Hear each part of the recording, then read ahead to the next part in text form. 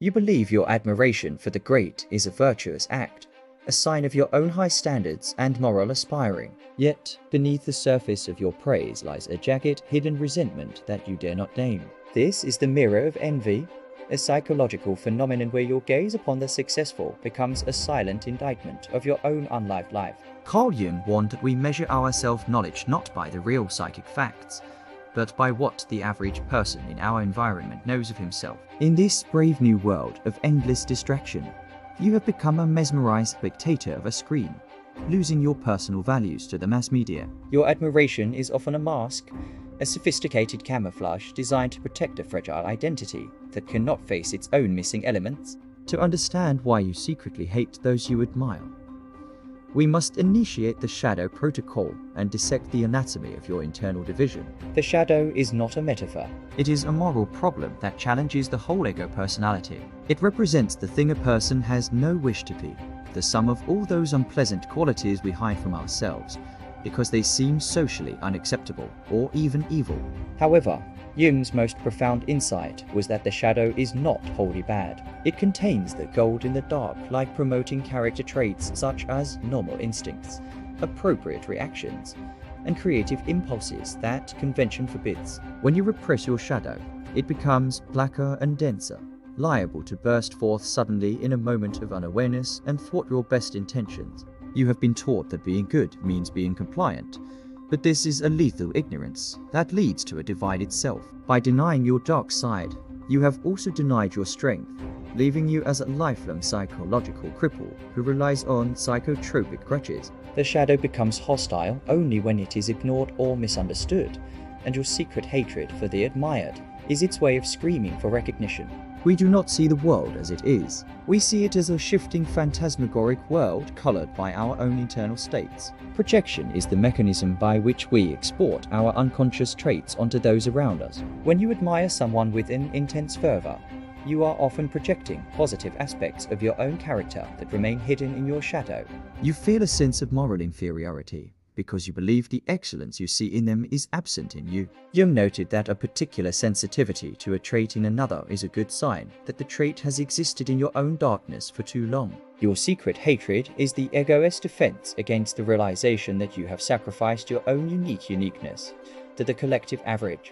You hate them because they represent the potentialities and instinctual energies of which you are in total ignorance. They are living the life you really ought to be living. Your resentment is the worm that rots the core of your character. To survive in a scientifically managed dystopian society, you have constructed a persona. The persona is the social mask we wear to play our roles at appropriate times, but it should never define us.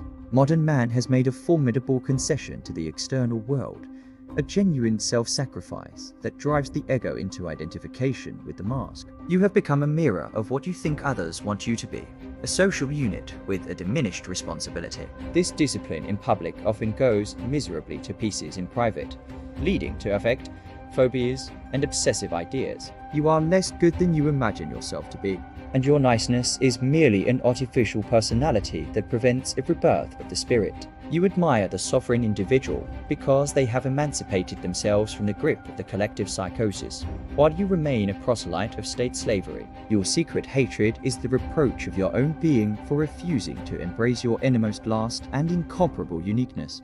Inside you, a war is raging between the ego and the shadow. This is the Dr. Jekyll and Mr. Hyde reality of the human condition. You are both the hero and the villain of your own story. The shadow is autonomous, producing effects that are inimical to your well-being because it is beyond the reach of correction. You have been conditioned into servitude, loving your servitude and fearing the creative spontaneity of your own nature. Your secret hatred for the admired is a psychic infection, a contagion of the collective shadow that opposes shared values. Jung stated that man needs difficulty. They are necessary for health, but instead of waging war on yourself, you must learn to tolerate yourself and convert your inner difficulties into real experiences. Your internal rival is not an enemy to be destroyed, but a part that comprises a whole which is currently malfunctioning, you to neglect. You cannot master the world until you have brought order to your own mind. To reclaim your power, you must begin the painfully and lengthy work of self-education known as shadow work. First, adopt a collective view and take note of the character traits of those around you. Identify the people you admire most and those you secretly resent. Ask yourself, what specific character trait in them triggers your feeling of inferiority? Is it their assertiveness you call rudeness, their confidence you call arrogance? Jung writes that this missing element is something that really ought not to be missing from your own character. You must enter into long and difficult negotiations with the shadow, a psychological labor of Hercules. Strip away your social mask and be radically honest about your emotional reactions. This is the process of realization of the shadow, where you bring the darkness to the light to achieve psychic wholeness. The payoff of this protocol is individuation, becoming the definite unique being you in fact are. You are the make-weight that tips the scales of history. No longer a social unit or a statistical unit, you have achieved self-realization. You no longer need to hate the people you admire, because you have assimilated the strengths you once projected onto them. This metanoia, or rebirth of the spirit, provides the natural fulfilled dignity that society cannot give you.